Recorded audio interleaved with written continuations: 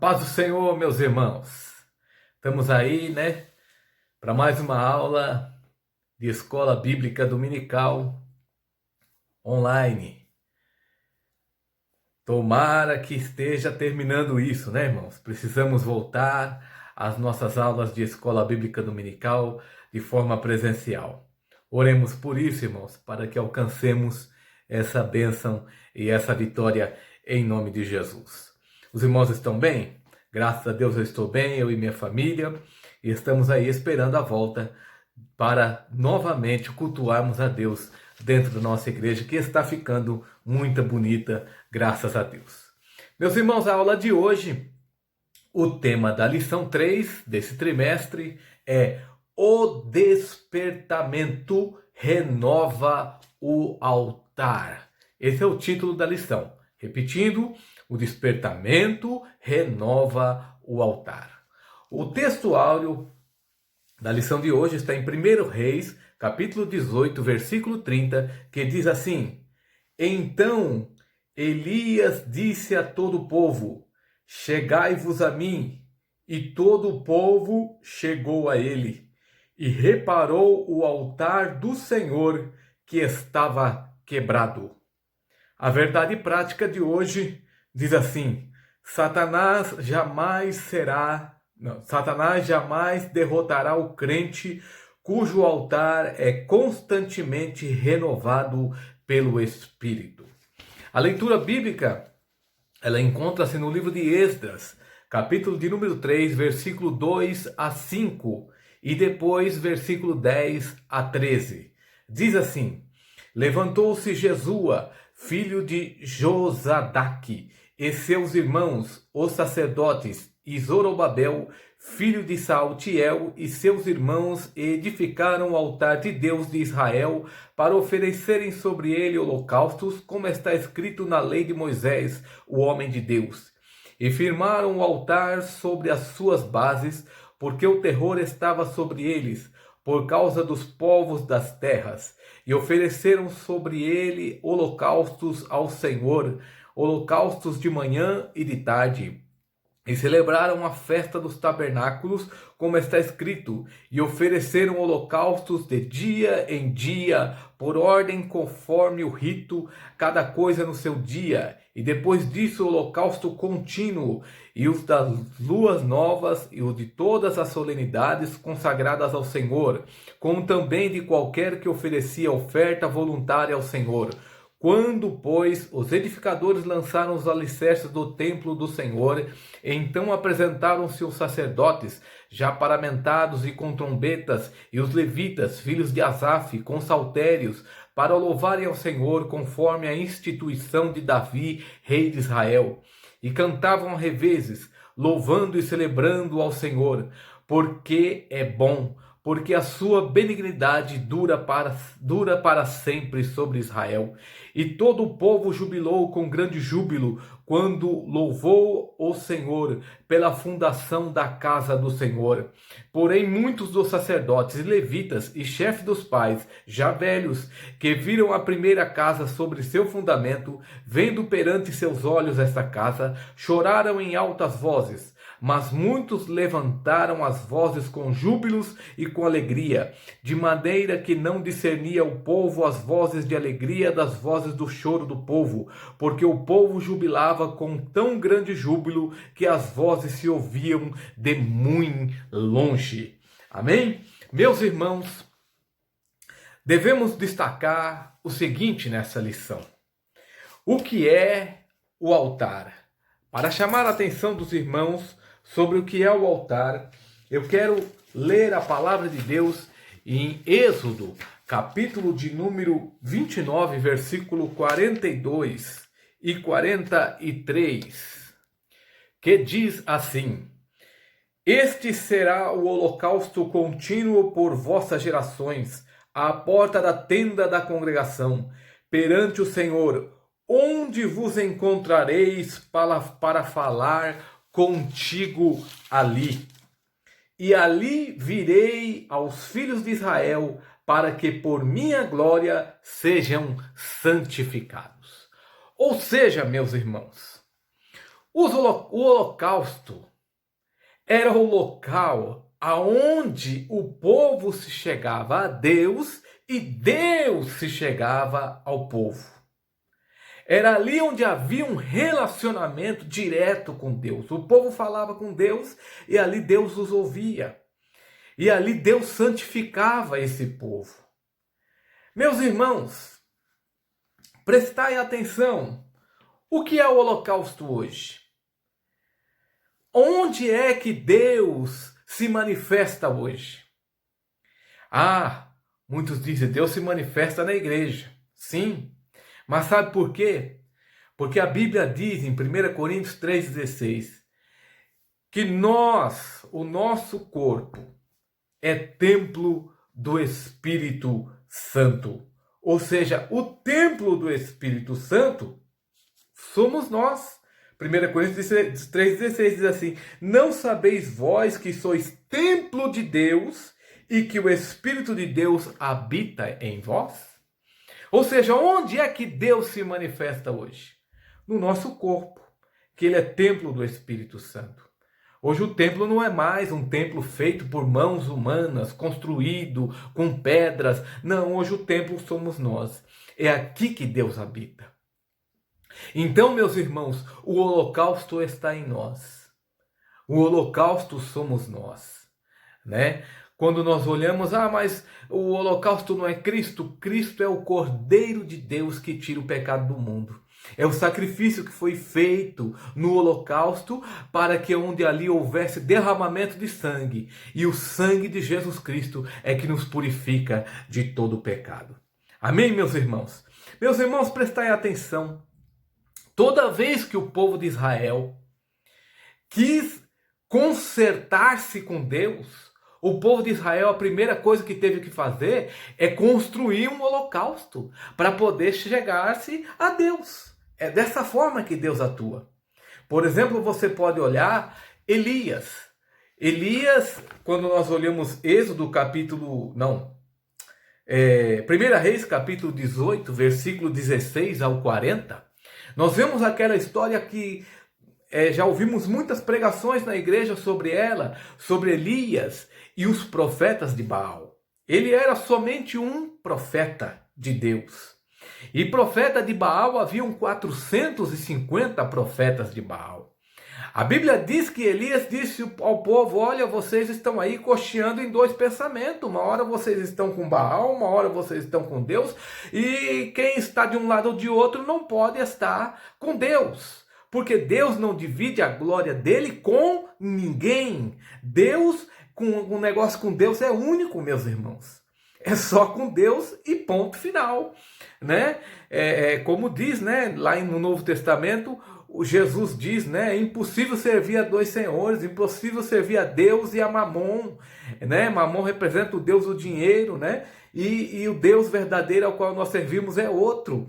Então, meus irmãos, não tem como servir a dois senhores. Ou serve a um ou serve ao outro. Não tem como dividir. E Elias chamou o povo. Vamos fazer um holocausto. Vamos sacrificar. Vocês aí, profetas de Baal, constroem o altar de vocês, constrói do jeito que vocês quiser, escolhe aí o cordeiro que vocês quiser, faz do jeito que vocês quiser, mas só não pode pôr fogo. E eu também vou construir o meu altar, Elias disse. Vou construir do meu jeito, só também não pode pôr fogo. Mas nós vamos clamar ao nosso Deus e o que responder com fogo, esse é o verdadeiro Deus. Os profetas de Baal fizeram lá o altar do jeito deles, do jeito que eles quiseram. Começaram a clamar o Deus Baal, começaram a clamar de tudo quanto é jeito, fizeram gritarias, né? Elias até zombou deles e ficou clamando e não teve jeito, não teve resposta nenhuma. Mas só que o Elias foi diferente. Elias foi lá e resolveu construir o altar do seu jeito. Elias resolveu construir um altar com todos os detalhes, com todo cuidado, porque as coisas de Deus não se faz de qualquer jeito.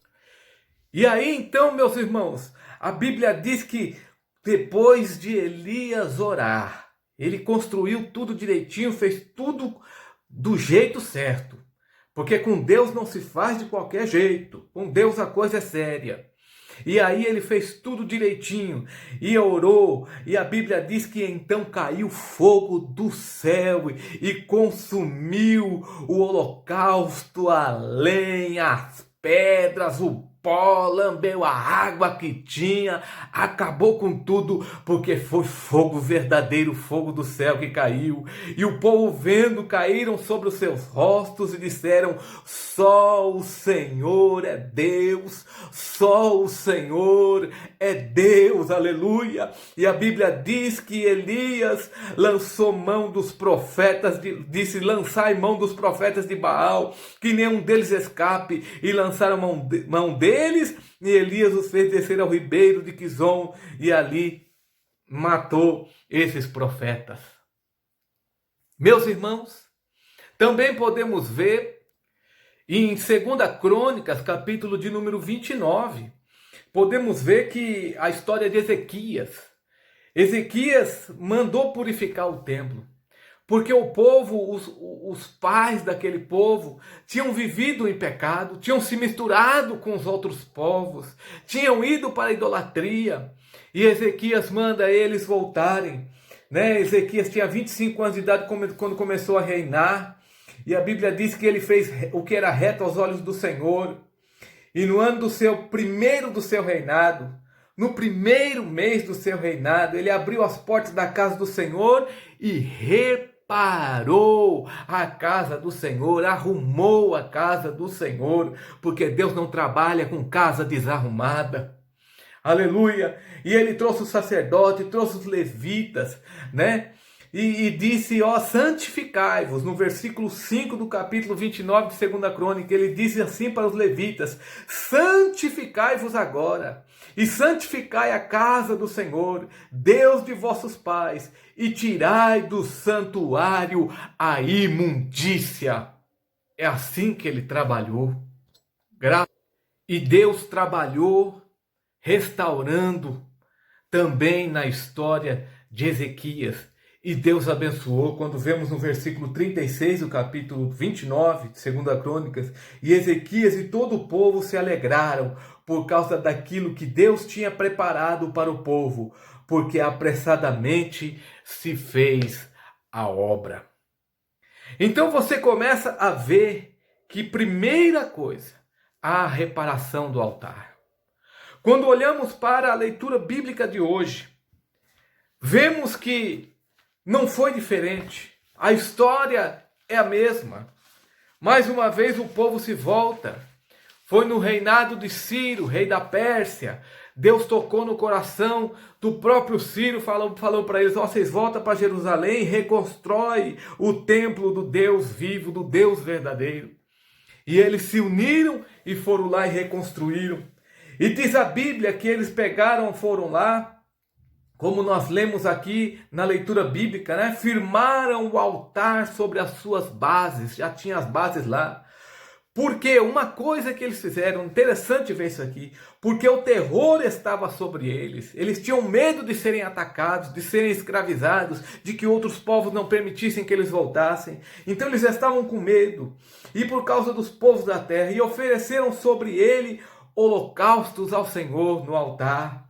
Holocaustos eles ofereceram de manhã e de tarde. Além de fazer o holocausto, começaram a fazer de manhã e de tarde. A Bíblia diz que celebraram a festa dos tabernáculos, como está escrito, e ofereceram o holocausto de dia em dia. Essa festa era de 7 dias, meus irmãos. Depois disso, ofereceram holocaustos continuamente, continuaram servindo a Deus.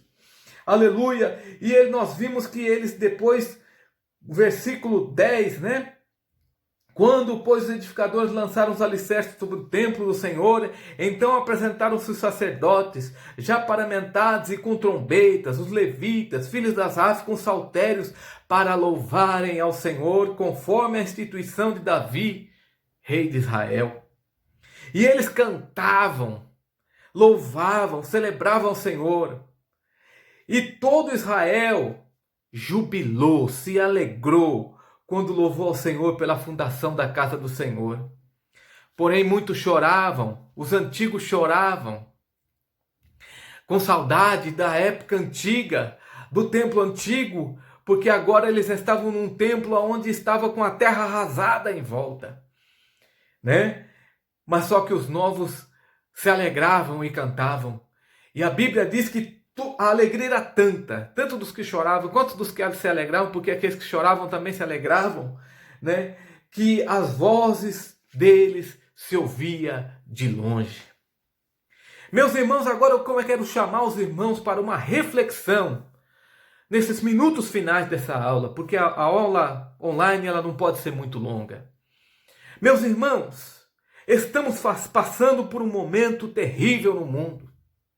E se os irmãos pararem para observar, os países que têm mais sofrido com essa enfermidade, com esse problema no mundo, é a Europa, Estados Unidos e Brasil.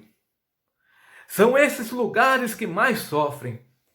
E quando paramos para observar, a Europa é o berço, aleluia, da reforma protestante. Foi lá que começou a reforma protestante. De lá, o protestantismo passou para os Estados Unidos, onde temos um país enorme, com 400 milhões de habitantes, onde o protestantismo é muito forte. A igreja evangélica é muito grande. E de lá veio também para o Brasil o evangelho. E aqui a igreja evangélica cresceu demais e os irmãos sabem da condição aqui no Brasil. Mas, meus irmãos, quem tem tempo de crente como eu sabe do que eu estou falando. A igreja evangélica no Brasil, ela era uma outra igreja há 20 anos atrás. Nós éramos um povo pentecostal. Nós éramos um povo que desejávamos o céu. Nós éramos um povo que desejávamos o arrebatamento. Mas hoje, influenciados pelo neopentecostalismo, as igrejas pentecostais mudaram a sua atitude. E também as igrejas históricas, tradicionais, também mudaram suas atitudes. E hoje o que interessa mais no meio do povo é a pregação da prosperidade. O povo vem atrás da igreja, atrás de milagre. O povo vem atrás de prosperidade. O povo quer fazer uma jogada com Deus de quanto mais eu dou, mais eu sou abençoado, mais eu prospero. O povo quer as coisas terrenas e não mais as coisas celestiais. O povo está preocupado mais com aquilo, com viagens para Orlando, para a Flórida, para Miami. O povo quer fazer turismo, o povo quer se vestir bem, quer andar com carro bom, com casa boa, mas pouca gente está preocupado em servir ao Senhor, em se sacrificar, em viver a vida servindo ao Senhor. Meus irmãos, não foi para isso que a igreja de Jesus Cristo foi chamada. A igreja de Jesus foi chamada para pregar o evangelho de Jesus Cristo, pregarmos o céu e enchermos o céu de almas. Mas não é isso que nós temos vivido. Meus irmãos, no passado a pregação era outra. No passado pregava-se arrebatamento. No passado pregávamos que Jesus ia voltar. No passado pregávamos o que era pecado e o que não era pecado. Mas hoje os púlpitos estão só pregando dinheiro, estão pregando aviões, estão pregando riqueza, estão pregando poder, estão transformando o púlpito em palanque político e Deus não está nesse negócio. Meus irmãos, o que virou a igreja evangélica na Europa? A Europa hoje não quer nem saber mais de evangelho. As igrejas evangélicas lá estão com templos grandes, suntuosos, porém vazios. A igreja americana vive o mesmo dilema de pregação de prosperidade que se prega aqui no Brasil. O evangelho de Jesus Cristo não é mais pregado. Meus irmãos, nós estamos sofrendo por causa que Deus está cobrando da igreja. Muita gente está dizendo, é culpa do carnaval. Eu quero dizer para a igreja, o mundo jaz no maligno. Deus quer que nós preguemos o evangelho e somos nós que temos que voltar ao verdadeiro evangelho de Jesus Cristo, na presença de Deus, baseado na palavra de Deus e na Bíblia Sagrada. Aleluia! Meus irmãos, é hora de despertarmos. É hora de nós consertarmos o nosso altar e voltarmos a pregar o evangelho jejuíno. O evangelho, meu irmão, que os discípulos de Jesus pregavam. Nenhum deles morreu rico. Foram todos sacrificados, morreram, aleluia, por causa do nome de Jesus Cristo, pregando o evangelho de Jesus. não pregando poder, não fazendo política nos púlpitos, não sendo dono de crente. Meus irmãos, eles eram um povo diferente. E eu me sinto à vontade para falar isso, porque vejo na nossa igreja ainda o pastor Tarcísio sustentando, aleluia, tentando, fazendo de tudo para sustentar a pregação do evangelho genuíno. Sei que não é fácil para ele, porque muitas vezes nós também recebemos influências da internet, recebemos influências das pregações nas televisões e nos rádios. Mas, meus irmãos, fiquemos com a palavra de Deus. Consertemos o nosso altar. Nós não fomos chamados, meus irmãos, para transformar os nossos púlpitos em palanques políticos. Nós não fomos chamados para ficarmos na internet falando de política, pregando candidato, pregando homens. Nós fomos chamados para falar de Jesus. Aleluia, meus irmãos, consertemos o altar. O dia que a igreja de Jesus consertar o altar, nós voltarmos ao primeiro amor, Deus fará milagre em nossas vidas e veremos o que Deus vai fazer no nosso meio. É hora de voltarmos ao primeiro amor. Meus irmãos, fique com essa palavra. Que Deus faça esse milagre em nossas vidas. E em nome de Jesus oremos. Consagremos as nossas vidas, porque Jesus está voltando. Meus irmãos, eu os amo em Cristo Jesus. Dentro de poucos dias estaremos juntos, em nome de Jesus. Deus abençoe a cada um.